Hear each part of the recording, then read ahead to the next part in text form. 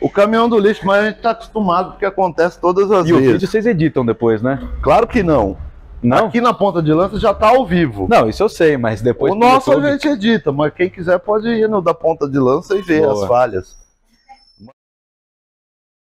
Boa noite, direto da Ponta de Lança, começando mais um Conversa com o Autor. Hoje eu tenho o prazer de receber aqui o meu amigo André Balbo, autor de Agora Posso Acreditar em Unicórnios, editor também da revista Lavoura, que está aqui. A última edição lançada até agora, porque está para sair uma quinta-feira. É essa uma antologia que a gente vai falar um pouco aqui. Como sempre, agradecer Renata, Bruno, Ponta de Lança. Obrigado pelo espaço, André. Bem-vindo. E para começar a nossa conversa, do livro a gente fala um pouquinho depois, né? Mas começar perguntando para o menino André, assim eu gosto de te chamar, porque eu acho que você é um jovem. Queria saber do menino André como é que começou esse interesse por literatura, por leitura, literatura e até chegar na escrita, quando começou?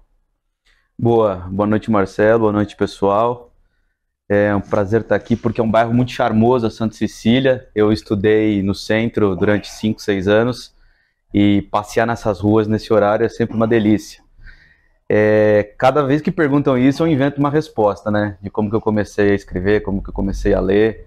Geralmente tem aquelas histórias geniais das pessoas, né? Que com 6 anos escreveram um grande romance e tal. Eu fui um pouco mais tardio, assim. Eu lia só por obrigação no colégio, mas eu acho que o ponto de virada foi quando eu li uma coletânea de contos da Lígia, Venha Ver o Pôr do Sol e Outras Histórias. Livraço. Um livraço.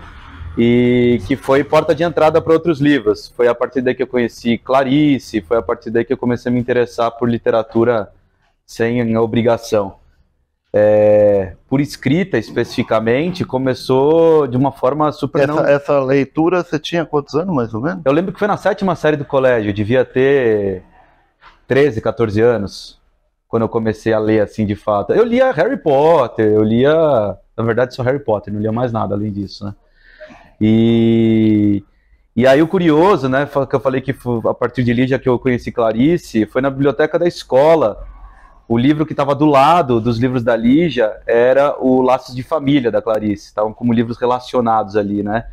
E hoje eu sinto que eles não têm nada a ver um com o outro, são literaturas muito diferentes, mas eu tive uma dificuldade tremenda, assim, para ler aquele livro, e eu fui reler depois de adulto, apesar de ainda menino, e acabei me tornando leitor, aí sim, muito mais interessado, tanto de Clarice quanto de literatura como um todo.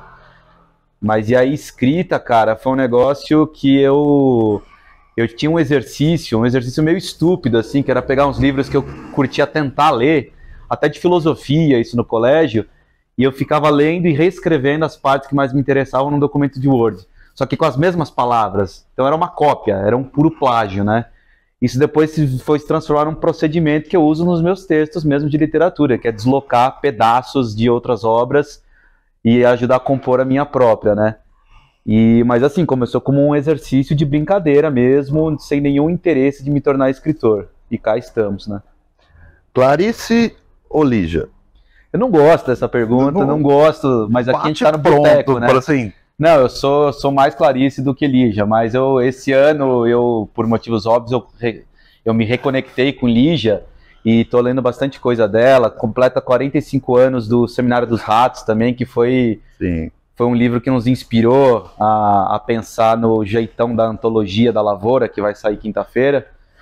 Mas eu sou mais puxado para Clarice do que para Lígia. E você era CDF, bom aluno? Assim? Não, era bem porra louca, dava trabalho para professor, sentia que existia uma disputa entre aluno e professor. Hoje os tempos não nos permitem ainda manter esse tipo de disputa, né? Mas eu não era nem um pouco CDF, não. Inclusive fiquei de recuperação algumas vezes no colégio. Jogava futebol? Porque você disse que joga bem, eu nunca vi, né? Nunca viu, né? Qual que é a posição? Ó, tem gente que me conhece na plateia, que já me viu jogando. Joga bem? Joga bem, a especialidade dele é o chute forte para fora. Aí, tá vendo? Isso responde? Responde, mas qual posição? Meia. Meia. São Paulino. São Paulino, hoje com a camisa da Roma. Eu porque tô meu aqui time de não me homenagem a você aqui. Obrigado. Né? Corinthians. Eu, corintiano, você São Paulino, mas já tá com vistas internacionais pro Roma. Exato. E o livreiro Bruno que tá ali, que não é o goleiro Bruno, Graças que tá a com a Deus. gente. Futebol ou literatura? Futebol, sem pensar. Sem dúvida. Claro, futebol. Uma expressão cultural mais importante do planeta Terra. O outro é um apanhado de livros que a gente Mas não... escreve às vezes, mas... Você São Paulino, lá daquela área, lá perto do... Como é que chama aquele negócio? Que é famoso aquela escolinha lá, que vai indo pra...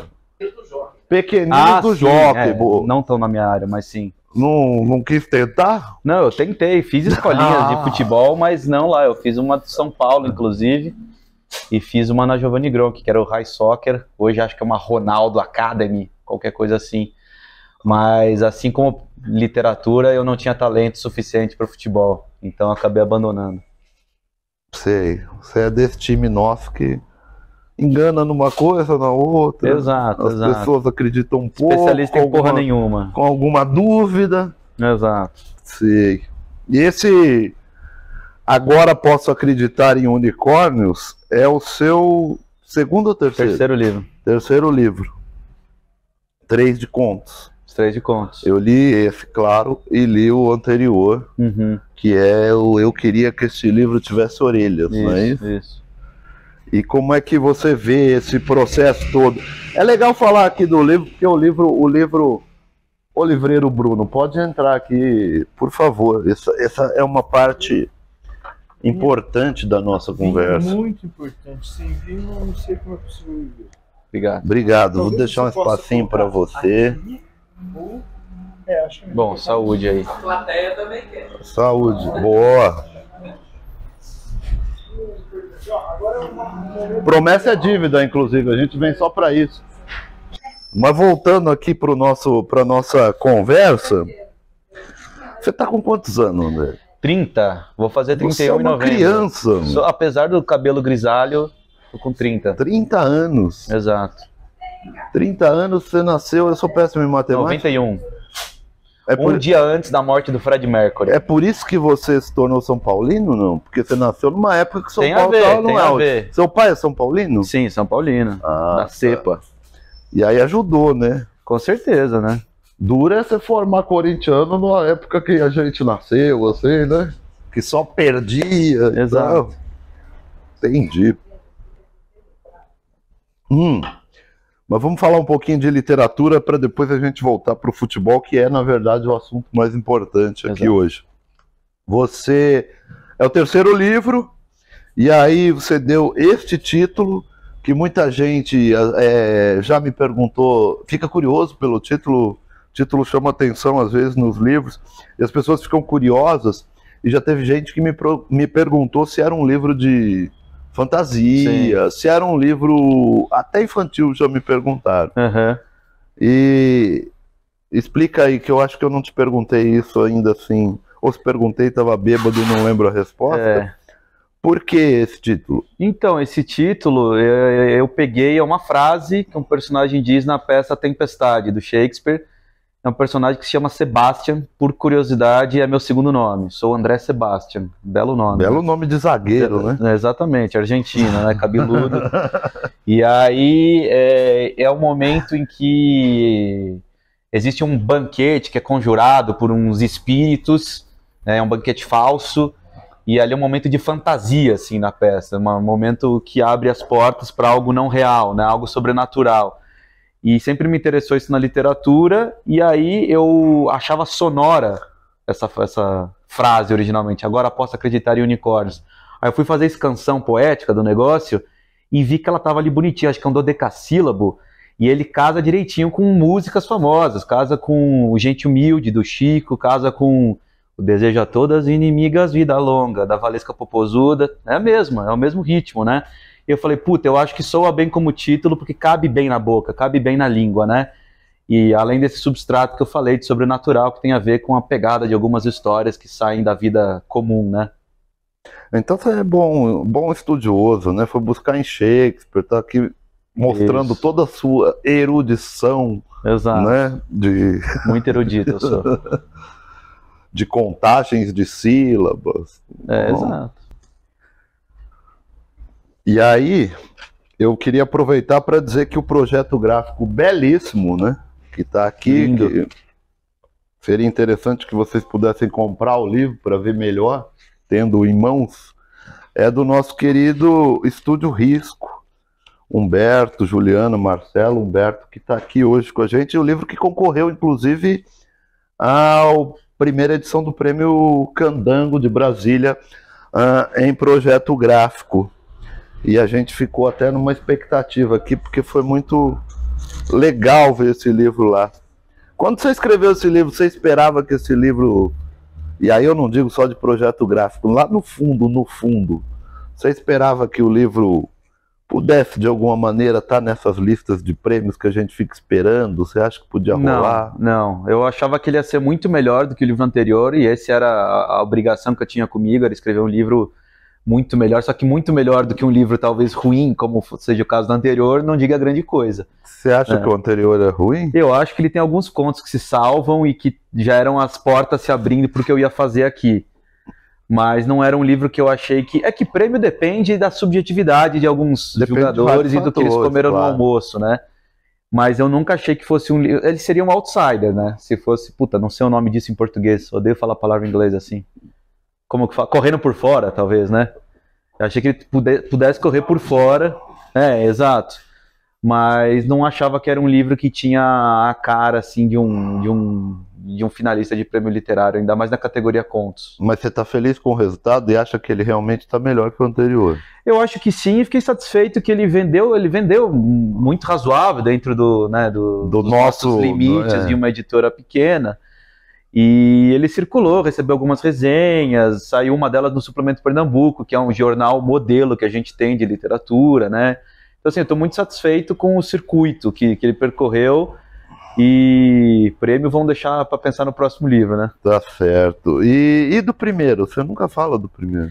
Cara, porque o primeiro livro, na vida do escritor, é uma grande cagada, né? É uma vergonha. É uma vergonha, porque ele não devia publicar nunca a primeira coisa que ele escreve. Mas é um paradoxo, porque ao mesmo tempo, para nascer, você precisa publicar aquilo que é capenga, né? E foi o que aconteceu assim comigo. Eu olhando hoje, eu não gosto de pegar as coisas que eu já escrevi, mas olhando hoje, até estimulado pelo Lucas, que é meu sócio, ele fala, não, mas ó, tal conto naquele primeiro livro já tinha alguma coisa de balbo que existe nesse de hoje. Aí eu fui atrás para ver e eu acho que realmente assim, já existia alguma coisa, mas é um trabalho ainda muito fraco, muito cru, muito apaixonado por si mesmo, muito tendente ao autobiográfico, sabe? E isso é um negócio que eu fugia, tô cada vez menos interessado na minha própria vida de merda e mais interessado em contar outras histórias. Isso é bom. Isso é bom, né? Pra literatura, sobretudo. Né? Já tem muita autobiografia aí disfarçada. Não, isso é muito bom. Mas olha, por outro lado, também, assim, você é um cara muito jovem, então...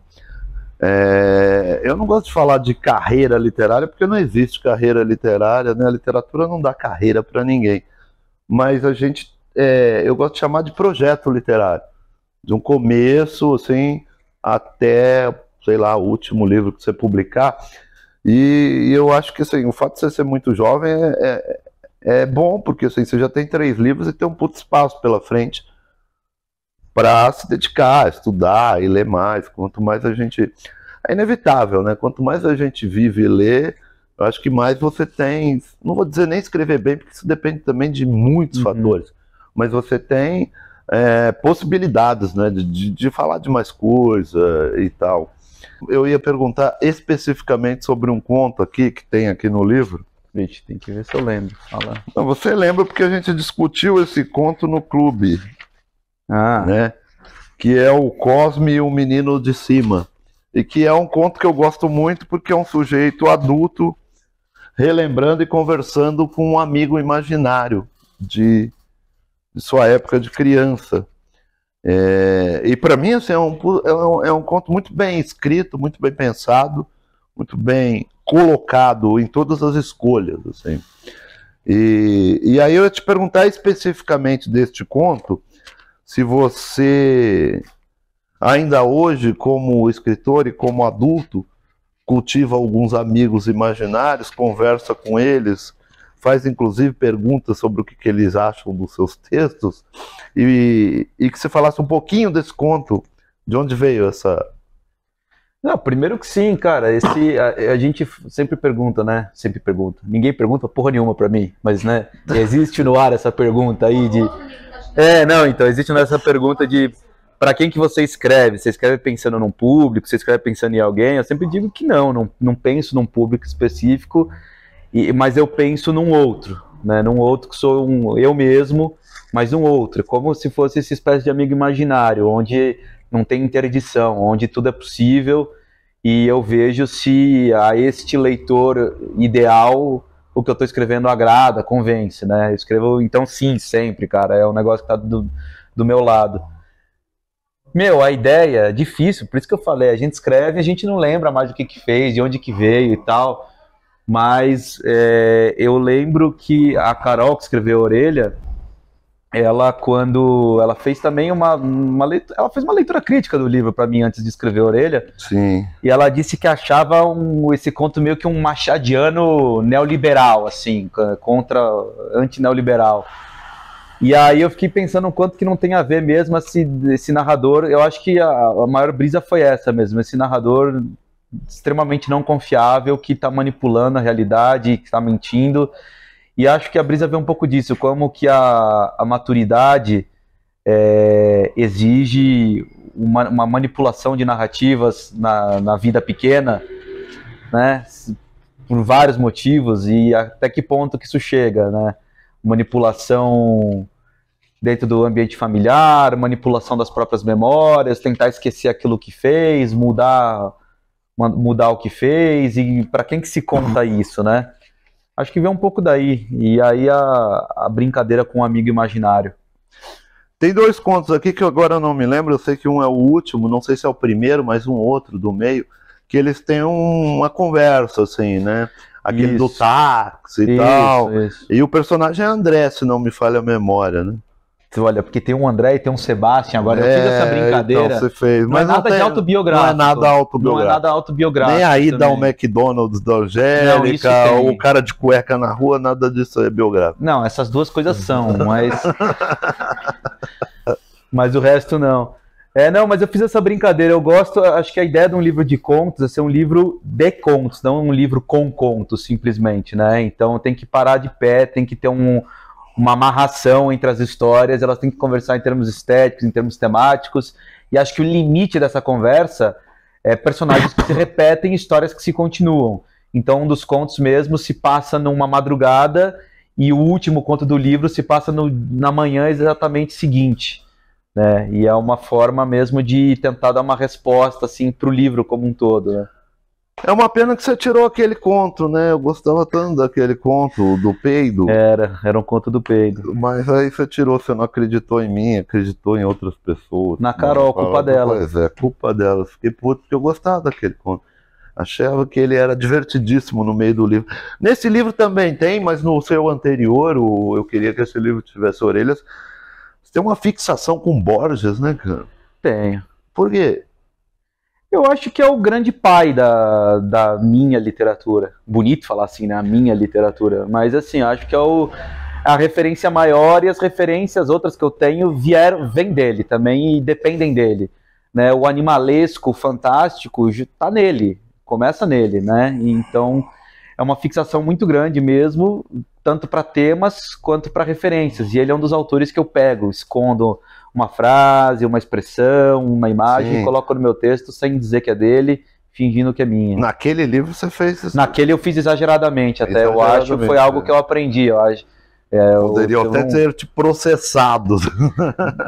Você sabe que teve um autor na Argentina que ele pegou o Aleph do Borges e expandiu a história e publicou como a história dele, né? O Aleph expandido, se eu não me engano era o título. E aí a viúva do Borges, que detém os direitos autorais, a Maria Kodama, processou o cara.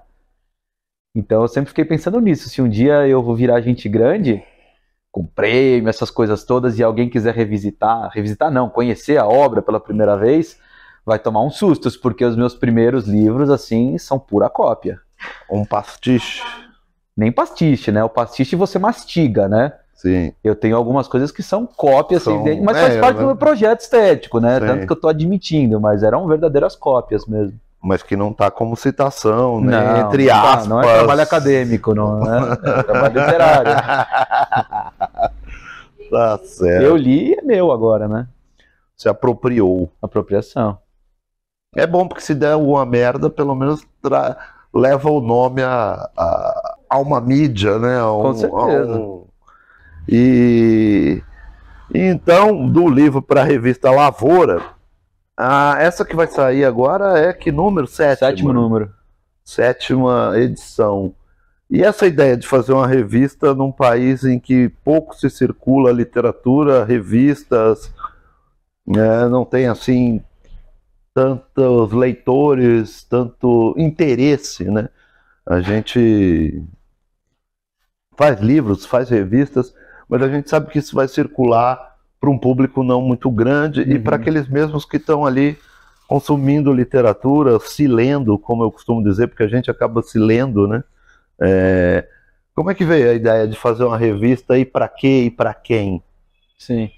A verdade é que assim, não se sustenta. A maioria desses projetos, acho que a nossa revista, as outras revistas que tem por aí, elas não se sustentam, elas dependem muito assim do tesão das pessoas que tocam de fazer acontecer, porque a gente está até agora tateando que modelo que permite uma circulação melhor, que permite encontrar novos leitores. Agora vai ser uma antologia distribuída pelo Reformatório, então a gente espera furar um pouco da bolha e estar nas livrarias, mas assim, nasceu com uma necessidade. Os editores originais eram 5. A gente fazia a faculdade de Direito do Largo São Francisco, e uma das editoras, ela tinha feito a Poli, a Escola de Engenharia da USP, e lá tinha uma revista de cultura, a Babel, se eu não me engano, e ela viu que na São Francisco não tinha uma revista de cultura, de literatura, de nada. E eles têm revista de cultura e a gente não, vamos fazer alguma coisa, vamos. Juntou ali os 5, e a gente fez um primeiro número piloto, justamente tentando procurar a produção dos alunos da faculdade. E, não podia ser mais desastroso, no sentido de teve muito pouco interesse. Não dá nem para criticar, porque não é todo mundo que escreve, enfim, a gente tinha a sessão de crítica de cinema, crítica de música, artes visuais, era um monte de coisa, né? Era uma confusão. A gente não sabia bem o que a gente estava fazendo. A gente foi fechando o circo aos poucos, até entender o formato, até o formato físico, né? Que agora vai ser um livro a revista, né? Não vai ser exatamente uma revista tradicional. E difícil dizer, assim, eu tô cada vez menos apaixonado dessa ideia. A gente é uma luta financeira, inclusive, fazer a revista, né? A gente está passando por isso agora, né? É caro fazer isso. A gente contratou um projeto gráfico, a gente está remunerando os autores agora pela primeira vez. O que é raro. O que é raro também. Então, assim, se for colocar na ponta do lápis, não se sustenta. Tá se sustentando, porque eu e o Lucas, a gente começou a desenvolver o trabalho de leitura crítica, de originais e de revisão, freelancer também. E aí a gente foi montando um fundinho informal para conseguir bancar esses gastos, né?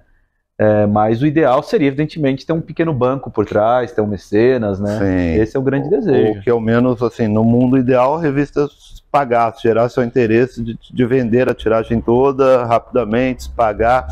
Mas é também um outro tipo de investimento, como é a literatura brasileira contemporânea. Quando eu publico um livro de poesia, por exemplo, assim, você não pensa muito, putz, esse livro vai trazer grana para a editora. Mas ele pode trazer algum prestígio, ele pode trazer algum respeito, ele pode gerar algum interesse daqueles que leem poesia, né? E tem uma outra coisa que eu penso muito.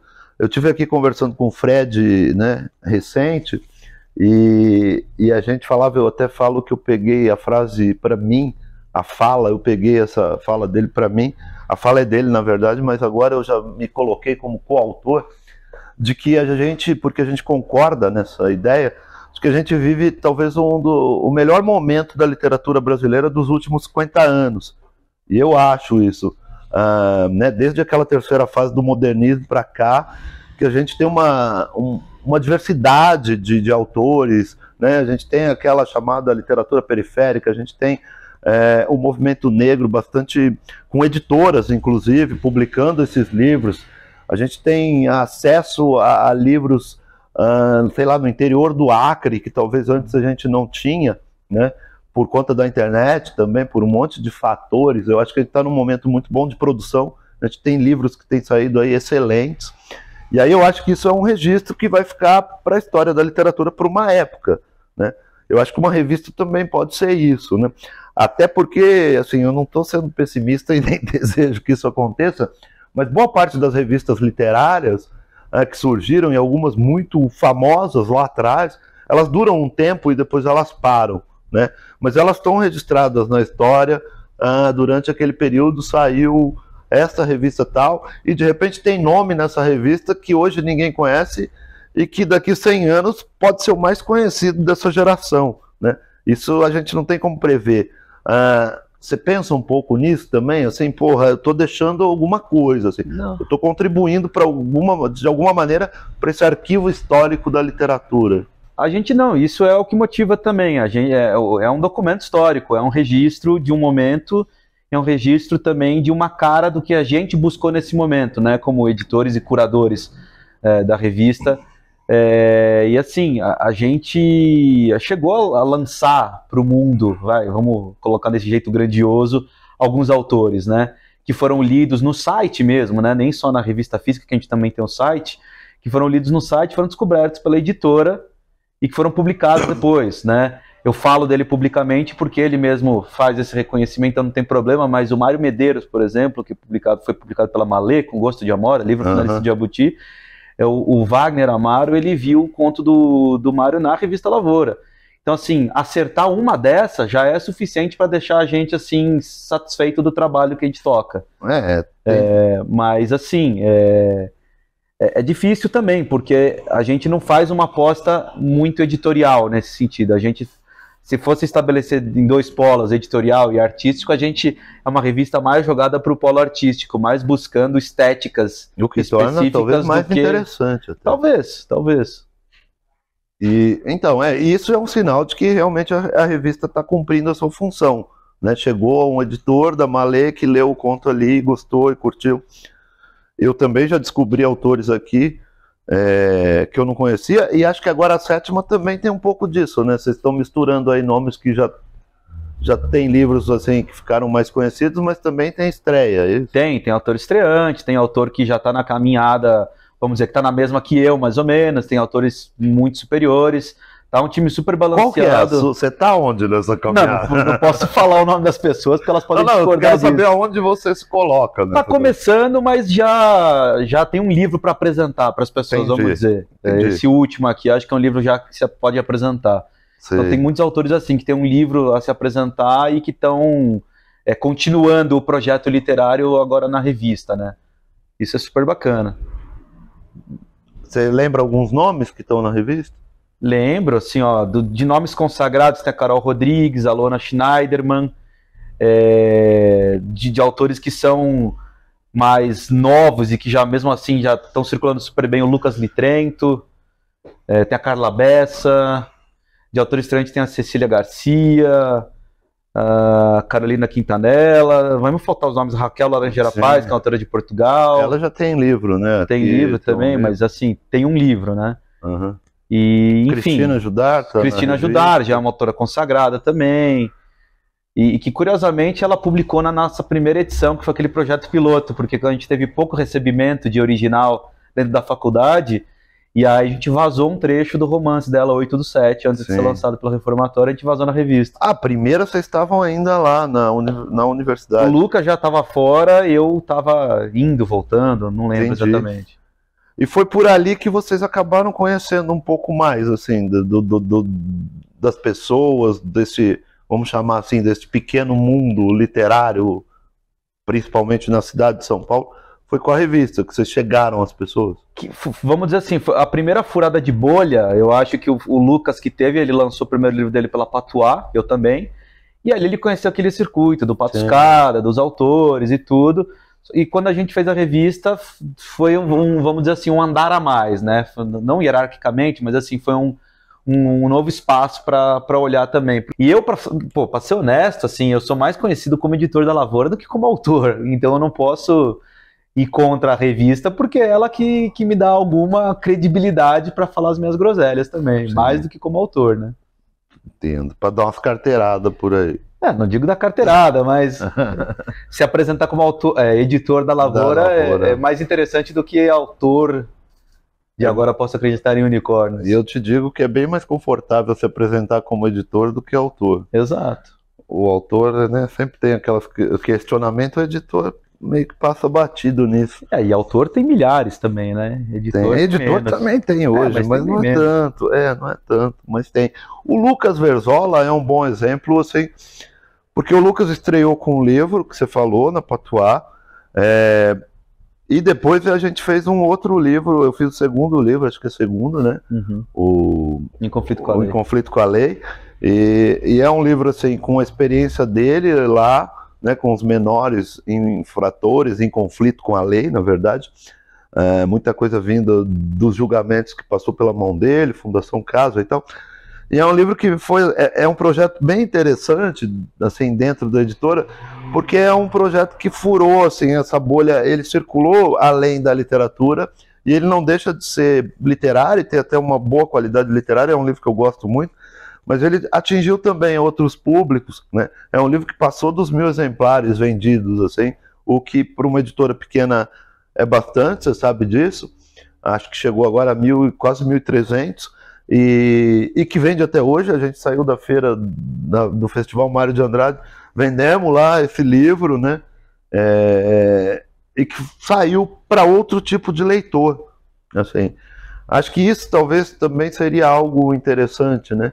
A gente conseguir fazer com que a revista, e aí no caso da Lavoura que vai sair agora, já veio mais para uma ideia de antologia, né, de apresentação de trabalhos autorais, diferente dessa, por exemplo, que tem algumas matérias, né? Esse fato de ter matéria, de ser uma revista nesse sentido de conteúdo, assim, traz poemas, traz contos, mas traz também matéria sobre literatura. Nem isso facilitou que ela circulasse, por exemplo, fora dos escritores, assim? A gente teve um azar desgraçado também, porque essa edição ela é pré-pandêmica, imediatamente antes da pandemia. Então todos os lugares, livrarias e pequenos cantos de venda de livros que a gente tinha combinado de fazer a distribuição, a gente simplesmente teve que dar um passo atrás, né? Mas, assim, é difícil dizer, a gente não teve essa experiência. A gente fez uma outra revista impressa, o número 5, que a gente distribuiu na Flip de 2019. Eu me lembro. E ali circulou muito bem, mas é porque era um evento específico, né, em que as pessoas, vamos dizer assim, as pessoas interessadas chegam ao produto. Todo mundo que está lá está interessado nisso. Exato, né? Exato, né? Então a gente não conseguiu ter essa experiência com esse número, infelizmente. Vamos ver agora com o próximo número, que apesar de você sempre fala, antologia não é lá o que mais vende, mas a gente tem essa expectativa de entregar um produto muito bonito, pelo menos, né? E a gente fez mesmo, o Estúdio Risco fez o projeto gráfico, tá com design especial, tem uma faca na capa, tá toda bonita, então assim, bonito. A gente acha, e eu acho que ela vai ser comercializada por um preço muito razoável também, então talvez ela, nas estantes, ela tenha mais chance do que essa aqui, por exemplo. Você é um leitor de antologia?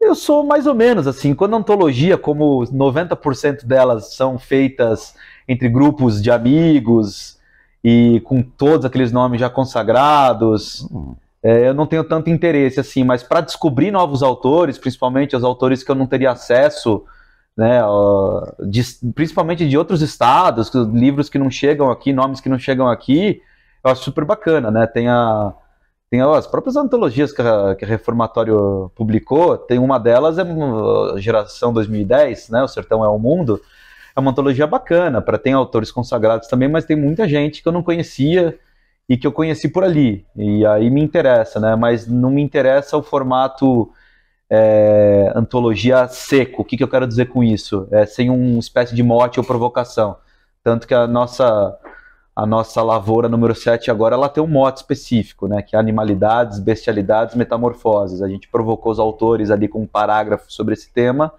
eles escreveram os contos a partir desse recorte. Aí me interessa isso. E por que esse tema? Por que esse tema? Então, eu acho que tem muito a ver com não tem jeito, né? A revista ela é produto das brisas dos seus editores. Eu acho que tem muito a ver com o que eu e o Lucas somos como leitores, né? E que tipo de literaturas que a gente vem lendo. E isso, essa animalidades, né? Tá muito do que está se produzindo de literatura latino-americana contemporânea hoje, né?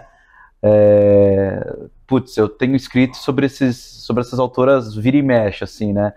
Mas a Samantha Schweblin, a Mariana Henriques, Giovanna Rivera, são todas autoras em que a relação, ou melhor, a divisão, né, opaca entre homem e animal é sempre muito presente, é um dos temas fortes, e estava já nos livros da Lígia, por exemplo, estava já nos livros da Clarice, e a gente acha que tem um sentido estético interessante de testar os limites do humano e testar também os limites da literatura para procurar novos projetos, novas vozes, fora do convencionalismo, né?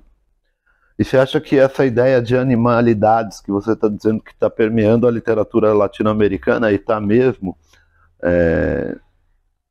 também teria, por acaso, alguma interferência ou influência externa, assim, neste momento, do mundo?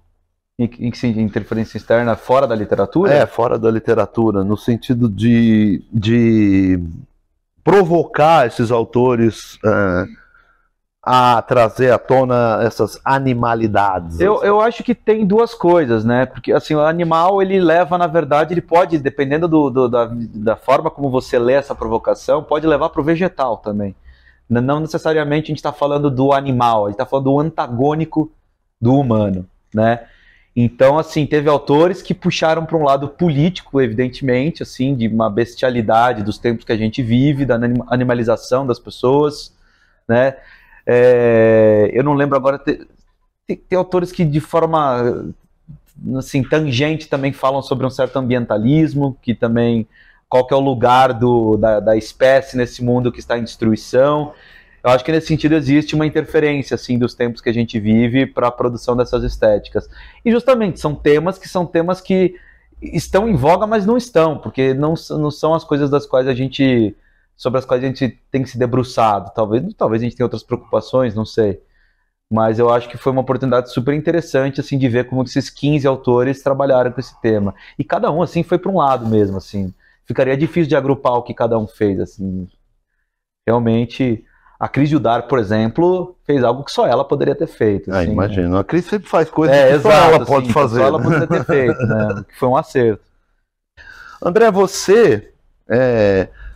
A gente está também aí há pouquíssimos dias das eleições. É um tema muito falado, eu não vou entrar nesse assunto, né? Mas eu não posso fugir de um assunto que sempre foi brincadeira entre nós. Não vai me fuder. Eu não vou te fuder, eu vou aqui numa última tentativa de campanha, mas eu sei que você é um cara que conhece bem, ou conheceu, ou conviveu pelo menos um pouco, com o nosso querido candidato Fernando Haddad, de onde que você já fez livros nossos da Editora Reformatória chegar às mãos dele. Você o conhece há um tempo, não é? Sim. De onde você o conhece? Não, é uma coincidência. Um dos meus melhores amigos é o Frederico Haddad, que é um doutorando em Direito, e ele é, por coincidência, filho do Fernando Haddad, mas eu tenho muito mais interesse no filho do que no pai, confesso. Gosto muito do Fernando, mas o Fred é o que mora no coração aqui. Entendo. Mas ainda assim, o Haddad é mesmo uma pessoa em que a gente pode confiar e votar, não é a única opção. Mas podemos votar nele? Você quer votar nele ou no Tarcísio? Eu prefiro votar nele, mas eu não gostaria de ter que votar nele só pelo fato de não querer votar no Tarcísio. A gente vai ter o privilégio de votar no Haddad. Assim, pela terceira vez na vida, inclusive. Porque a gente, o professor tal, mas é uma figura que me parece, assim, bastante séria, assim. Eu gostaria muito mais de votar nele para presidente do que no Lula, confesso isso. Uhum. Né? E me parece que é um cara com boa disposição, sério, honesto. Claro, olha, inclusive eu vi que saiu pesquisa, o FEFOR deve estar mais por dentro, estamos no jogo. Empate técnico. Estamos no jogo. Olha, o IPEC de hoje, empate técnico. Como diriam os bolsonaristas, eu já não acredito mais em pesquisa. Mas nós estamos no jogo, cara. A gente se apega no que dá para se apegar, né? Nós temos mais uns diazinhos aí e a curva é muito favorável. Então... Eu acho que O Tarcísio seria um desastre para São Paulo. Eu acho que põe em risco todo um programa cultural que já tem sido meio desmontado nos últimos tempos, né? Desde a prefeitura, com o Dória e depois o governo do estado. E eu tenho uma preocupação de que com este sujeito e toda essa corja que está por trás dele, assim, aconteça um desmonte mesmo cultural na cidade Ou de São encher de Paulo, tecnocrata também, né? Que é o que a gente teme também, que se torna um processo, né, a gente está falando do um PROAC da vida, se torne assim um arremedo assim mesmo e que não, enfim. Por exemplo, na Lei Rouanet hoje, assim, por exemplo, clube de tiros podem, né, ter projetos aprovados na Lei Rouanet, porque é uma cultura você ir atirar, e nem vou discutir se é ou não é, acho até que... Não precisa discutir, falar que não é e pronto. Que não tem nenhum problema. Não tem nenhum problema a pessoa praticar tiro, cara, esportivo, né? Agora, daí andar armado, enfim, fazer todo o movimento que se criou em cima disso é outro assunto, né? O tiro é um esporte olímpico, inclusive, né? Sei lá eu. Mas não o tiro no amiguinho, o tiro... Eu sei lá eu que o tiro é. Você não sabe nada de tiro. Não entendo disso, ainda bem, tenho horror a essas coisas. Tá bom.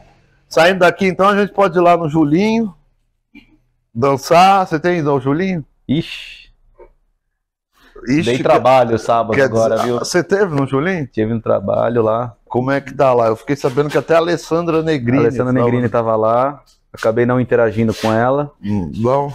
Não, mas tá bem relacionado o Julinho, cara. E você tem namorada, André? Não. Um jovem bonito. Nem isso a literatura me dá, cara. Não, a literatura afasta as pessoas de você. Exato. Falavam que quando você entrasse no mundo literário, né, no mundo das artes, dava pra pegar todo mundo. E eu não vi isso acontecer, não. Não? Não. Caramba, mais difícil. Mas no Julinho é possível. Lá, você tá tranquilo.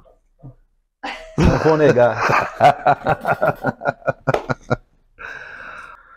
Beleza, Andrezinho. Então, sair daqui eu vou passar lá para dar um abraço, um brinde com a Rita de Podestá, que a gente descobriu hoje, finalista do Jabuti. Depois nós vamos lá pro Julinho dançar. Eu quero ver como é que você se sai lá. Vamos ver. Valeu, meu cara. Valeu. Tamo junto.